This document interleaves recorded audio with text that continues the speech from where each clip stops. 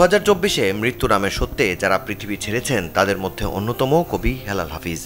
নিঃসঙ্গ জীবন ছেড়ে প্রেম ও দ্রোহের এই কবি 13 ডিসেম্বর পাড়ি জমিয়েছেন না ফেরার দেশে।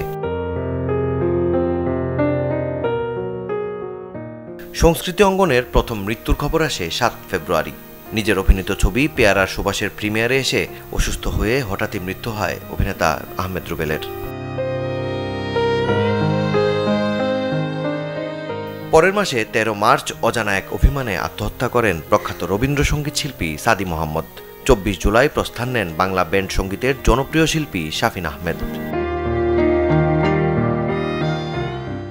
শাফিন আহমেদের মৃত্যু শোক কাটতে না কাটতেই 30 জুলাই ক্যান্সারের সাথে লড়াইয়ে হেরে পৃথিবী ছাড়েন আরেক জনপ্রিয় শিল্পী হাসান আবিদুর রাজা জুয়েল।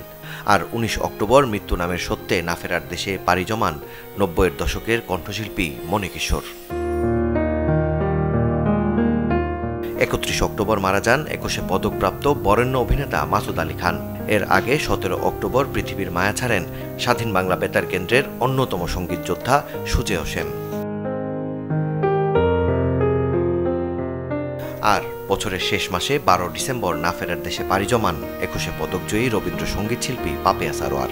এছাড়া মৃত্যুর খবরে 8 মার্চ শিরোনাম হয়েছেন চলচ্চিত্র নির্মাতা শিল্পী চক্রবর্তী, 22 এপ্রিল অভিনেতা অলিউল হক রুমি, 10 নভেম্বর অভিনেত্রী আফরোজা হোসেন, 5 ডিসেম্বর গীতিকার সুরকার আবু জাফর এবং 20 ডিসেম্বর চলচ্চিত্র নির্মাতা সিবি জামান।